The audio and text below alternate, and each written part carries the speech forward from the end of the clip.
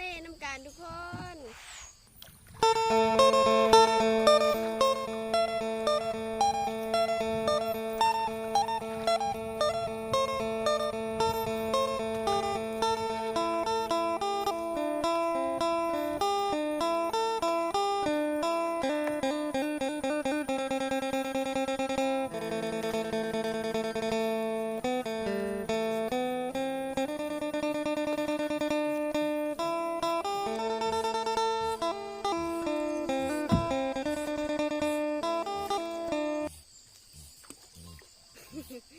มื้อนี้ก็มากับบักอูซี่ได้ทุกคนก็เป็นหมาของน้องน้ำเองนะ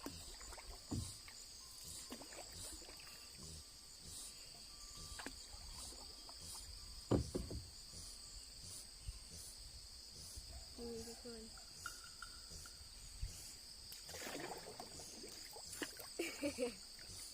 ต้องซื้อเมื่อย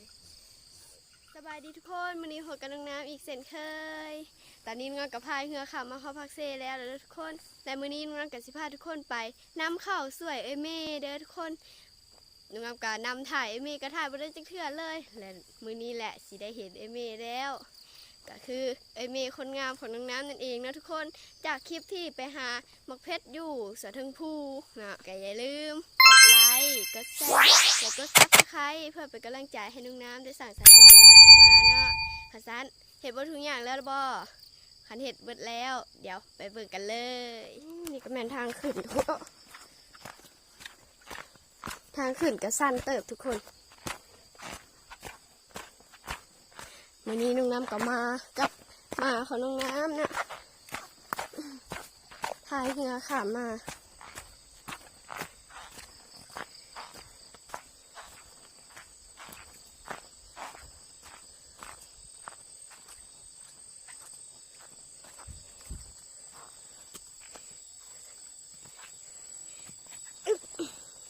กะที่ได้ข้ามขั้นใดตอนนี้ก็ใกล้แล้วใกล้สีฮอตแล้วเนาะโอ้ทุกคนเห็นบอลรถไถอยู่พูดโอ้หรือว่าเขาเจ้าปลายเบิดแล้วบอเนี่ยจะปลายเบิดแล้วหรอมะ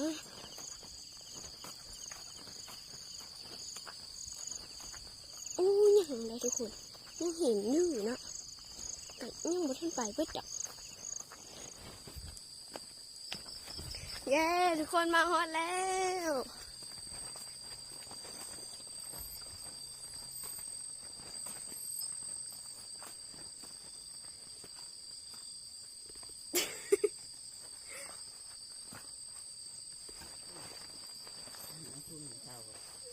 กินข้าวกับหยัง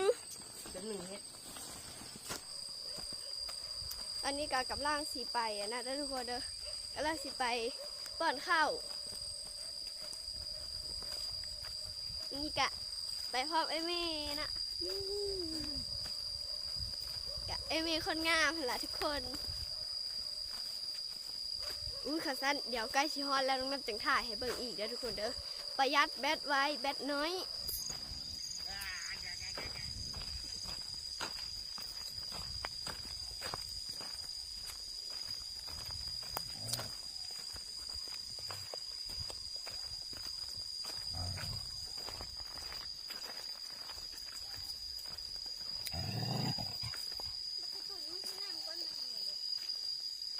สบายดีมนุษย์ชาวนาสบายดีลุงมีคนหล่อปทุมมีคนสวย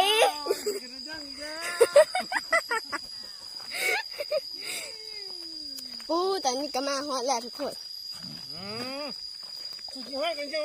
นี่เขากระปอดลงขุมแบบนี้เลยนะป้อนโทรศัพท์บอก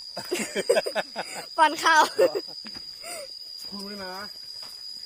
แค่ขนมกินเลย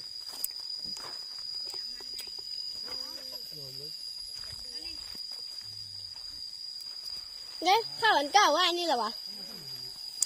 นี่แล้วทุกคนเขาก็จะเอาข้าวแบบนี้เลยข้าวอย่างปลาทูมีอย่างนี้ข้าวดำเนาะก่อนลงขุม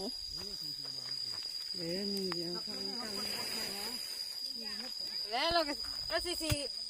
สีแขวนั่นตีสีแขวมันเว้นสีแข ขวเราเราต้องสับสีแขวเราที่บอก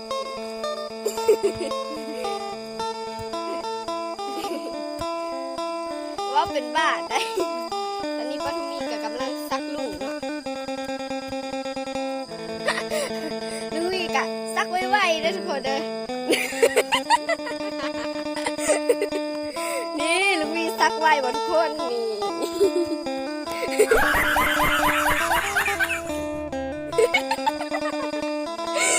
นี่เดี๋ยวสิเอ้ย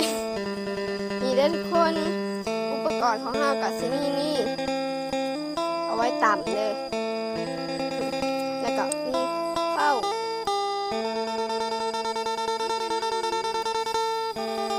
เบื้องนึงเขากับกำเข้าเนาะเบื้องนึงเขาก็ถือไม้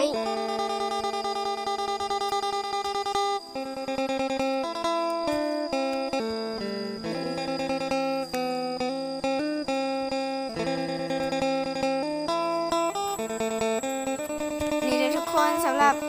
การน้ำเข้าน้องน้ำกะสียอดเข้าลงในขุมประมาณ10-20 เม็ดเนาะเพราะว่าถ้าเราใส่หลายเกินนั่นยันมันบ่เป็นมากเลยทุกคน และก็สำหรับคนที่เคยเห็นผ่านมาก็อาจจะฮู้เด้อทุกคนว่าใส่หลายสำใดจึงจะพอดีงาม นี่ก็แม่เฒ่าคนงามของน้องน้ำเองนะทุกคน น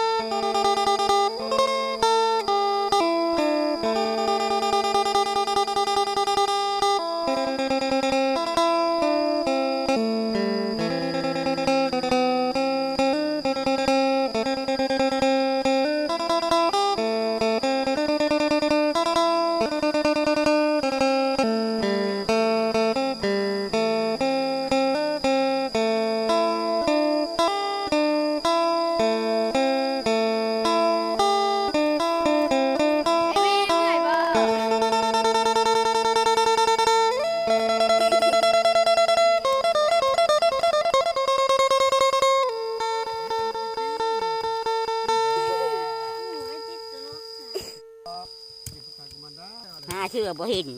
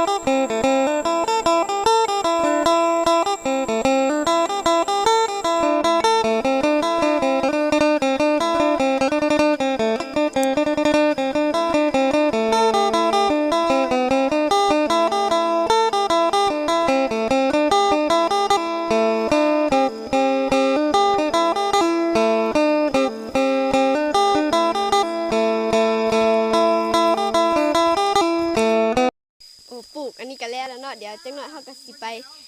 พักเที่ยงไปกินข้าวเนาะเดี๋ยวงามจะถ่ายให้ทุกคนเบิ่งเด้อว่าตอนสวยพวกเฮาสิกินข้าวกับหยังนี่เด้อทุกคนอาหารตอนสวยก็สิมีแกงหน่อไม้ไล่แล้วก็ตำข้าวปุ้นเนาะ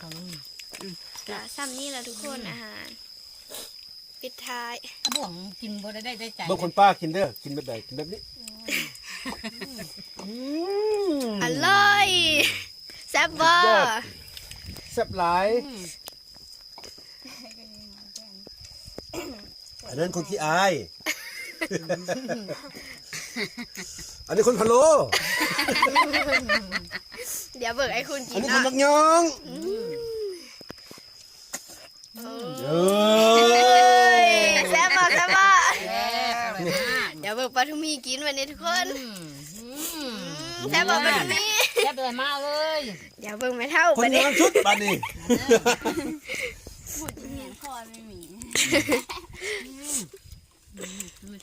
แซ่บบ่ไปเท่า แซ่บ อั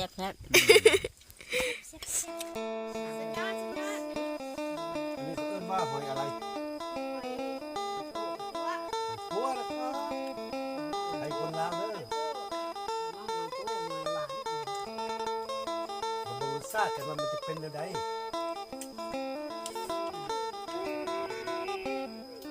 เฮ็ด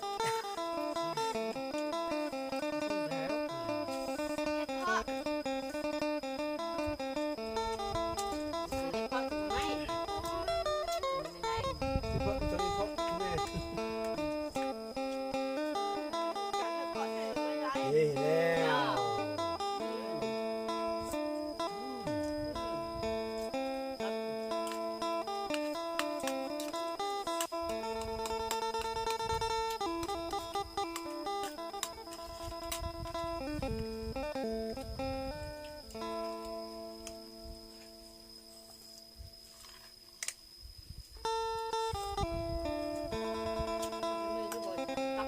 เ